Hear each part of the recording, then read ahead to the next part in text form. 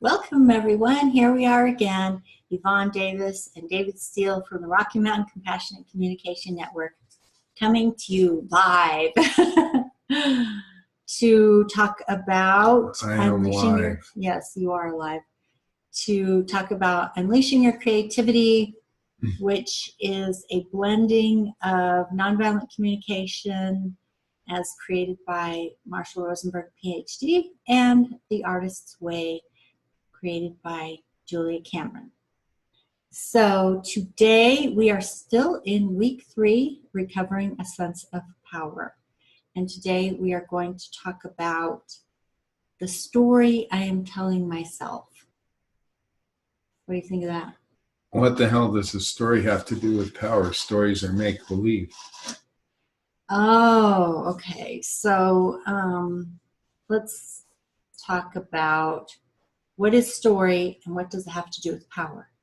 So what now we're going to get into something that I touched on at the beginning of this program all the way back in week 1, which is to confess that I believe we live in something like a virtual reality.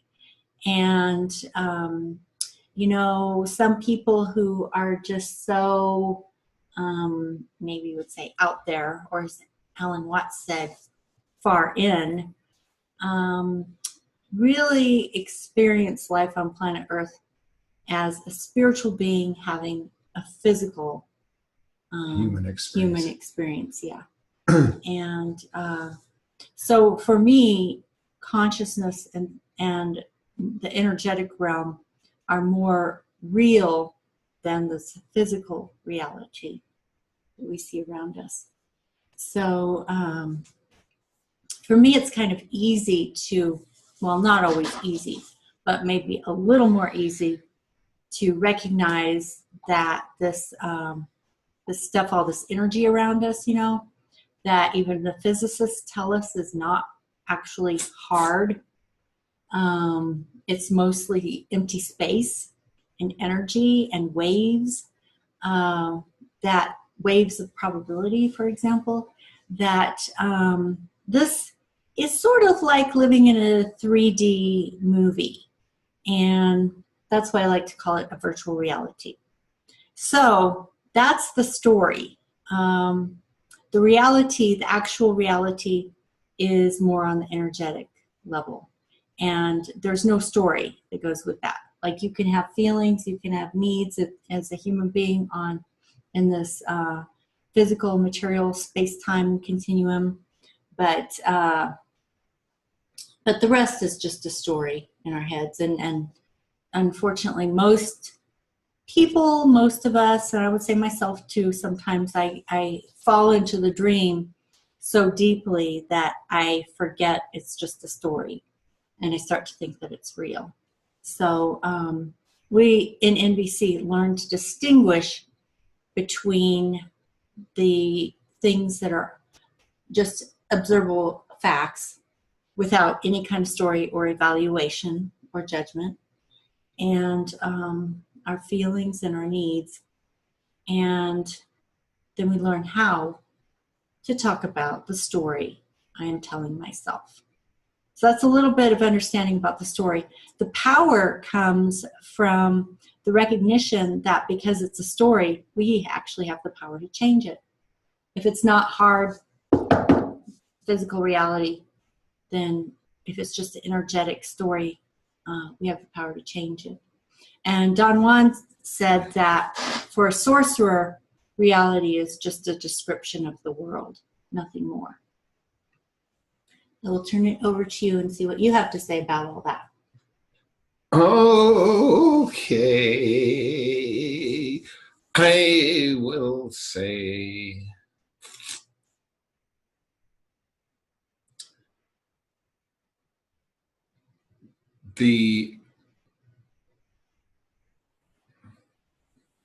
for us to bring coherent, to create continuity, to make sense out of our lives, we have to describe what's going on, and that description has to be consistent. And so there is generally, most all of the time, a narrator in our heads, telling us what's happening. Mm-hmm. And so, dovetailing on the email or the video from yesterday, does that narrator talk about what's wrong and what's lacking? Does that narrator talk about what's abundant, what's plentiful? The way we describe the world, the way that we focus on, what we focus on through the way we describe it, has a huge impact on how we perceive the world and the actions that arise out of that perception. Because generally action is response to perception or guided by perception. And I can think of rare exceptions, like in if anyone's been in an accident in a car and everything goes to slow motion. And I had that experience, and I didn't really know what happened at the time because I was so into it. I had to play it back in my memory to catch the details of what happened, because at the moment there was just too much going on for me to describe it to myself. So I think many of us have had that experience. And so the way we shape that description has a profound impact on how we perceive, and it's what gives clues to our brain, to our nervous system, our neurology, about what to pay attention to and what to ignore in the input that comes in through our senses. And so we literally can experience very different realities, even though we are subject to the same stimulus. And I've certainly had experiences with that, where I perceive something very different from someone else. And when it became visible, those differences in perception, it was actually very intense and a bit uncomfortable. So, how's that? I think that's pretty good. And I think we could actually use some material from our own lives, such as an experience we had where you saw us in partnership and I saw us in a power over, power under dynamic. And do you think that would be... Well, sure, if you want to talk about that, go for it.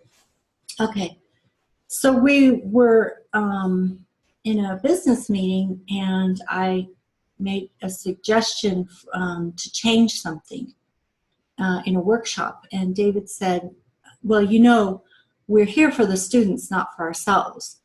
And I got triggered by that, because in my mind, I was telling myself the story that David, he's superior in some way. He's been doing this longer than me. He's older than me, and he's a man. So he must know what is good for the students, and I don't. So I immediately perceived a situation, and his, what I thought was his statement, the meaning in his statement. And so I got triggered, and I felt angry, because I thought, how can he assume that he knows what's best for the students and that I don't? And so so I noticed that energy, that fiery energy coming up, and as usual, as I've confessed, I tend to talk more loudly and more quickly when that energy is coming up in me. And it's natural, it's human. It's a way of establishing boundaries. And so that's what was happening. And of course, we were both aware of this, although we didn't stop to say, I wonder if Michelle is getting triggered, We just went on with our business meeting. And then we had to stop and say we had to deal with the trigger eventually. Eventually, yes. Anyway. Yes. So after we left the restaurant, the business meeting had ended. We left the restaurant, and then we had to really confront the dynamic that had gone on in that meeting. I would say metabolize rather than confront. Yeah, that's a good way of saying it. Metabolize and integrate. So we're driving, and I'm noticing that we're not in a comfortable energetic relationship the way we normally are. And so I wanted to find out, how he was feeling. Mostly just to let him know that I was curious. I was inviting him to be honest about how he was feeling, because I knew that I could feel in my body. I could feel it was palpable. I could tell that that neither of us were satisfied with the way that had unfolded there at the end. So anyway, as we got to talking and used our NVC skills, he was able to express his feelings and needs, and I reflected them back empathetically. And then I talked about my experience. But what was so interesting was that as I expressed, I was in this, I saw myself in this dynamic of power over, where, I'm younger, I'm female, I'm less experienced, and you made the assumption that you knew what was best for the students that I didn't. And he had a completely different experience. And I'll let you share what that was for you instead of me putting words in your mouth. Good, cool. So, the phrase I said, so to give it a little bit more context, I'm going to drink a sip of coffee to ground in. Okay. So to give it a little more context, the statement I said is that I remind myself that I'm there for the students, that we're there. I didn't say that. I said we're there for the students. I remind myself that we're there for the students. Because we were talking about an exercise that we do that become kind of boring to us because we've done it so many times. But for students who have never encountered it before, it can be really a big deal. And from my point of view, it didn't imply anything about what Yvonne was saying. It was more of a statement of, this is my core starting point, my core point of departure when we talk about this stuff, is that we're there for the students. So I wasn't even implying that what she was saying was not for the students or anything, or that she didn't know what she was talking about. For me, it was just touching in with core principle. Mm-hmm. Yeah, so what was interesting was that it was so real for me. Like, all the evidence was compiled in my mind such that it was absolutely real for me. I couldn't even imagine a different reality, I mean, it was like truth. And that he had made an assumption that he knew what was right for the students and I didn't. And therefore it was obviously a power over dynamic. So as we talked, and the power in NVC, and we are talking about power this week, recovering a sense of power. And the power in NVC is that if you're willing to be present and open and curious and truly listen to the other person without overlaying your story, even though you're absolutely convinced that your story is correct, but you're willing to put that aside just long enough to truly listen to what they're saying and put yourself, really in their shoes so that you can experience their reality the way they experience it. As I listened to David that way, I realized that he truly was not trying to create a power over dynamic. And I realized that I kind of went into that moment in time almost as if I had a flashpoint, because it was very vulnerable for me to share that after all these years of doing the workshop the same way, and over the years feeling a strong desire to bring some change to that particular workshop, because it wasn't meeting needs for whatever reason, and so I was looking for a shift in terms of what we would focus on. And I finally had the courage to be authentic about that. But it was very vulnerable because, you know, I'm teaching with Ken and David, and they have been teaching this much longer than I have.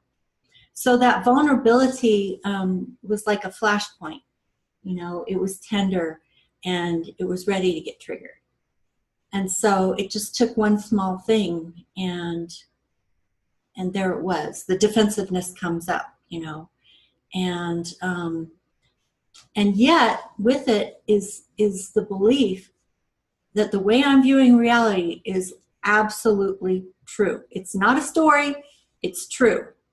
And you know, I had to have the courage to relax and to open and to trust again and to really truly listen. And once I did that, then I was able to see that the way I was perceiving everything, all the evidence that seemed absolutely true in one moment, was actually only a story. And I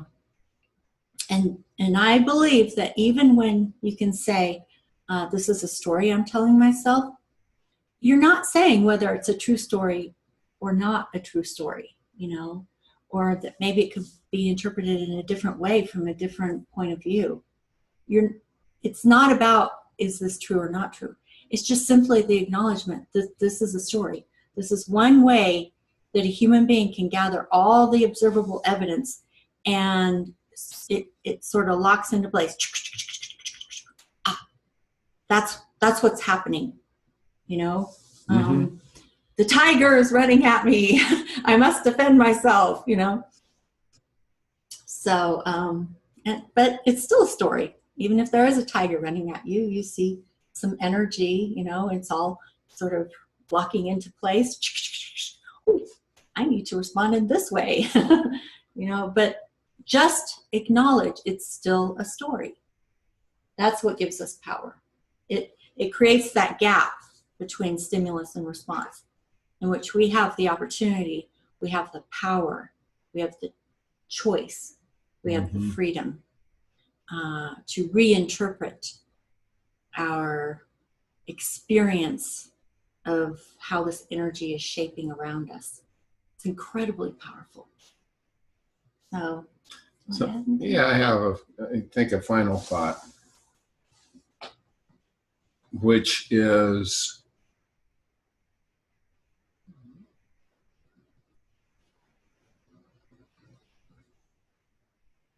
when Yvonne was willing to entertain the possibility that there was another interpretation to events and kind of surrender, or her allegiance to that story wavered.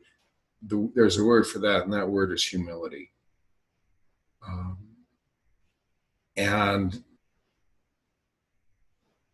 it's really, to me, it's really important to remember that what we're doing, the way we perceive stuff and the way we describe it, isn't an interpretation. There might be other interpretations. Some might be more powerful than ours, some less. But to not think that I know what's right and what's true for everyone, and to just allow that space.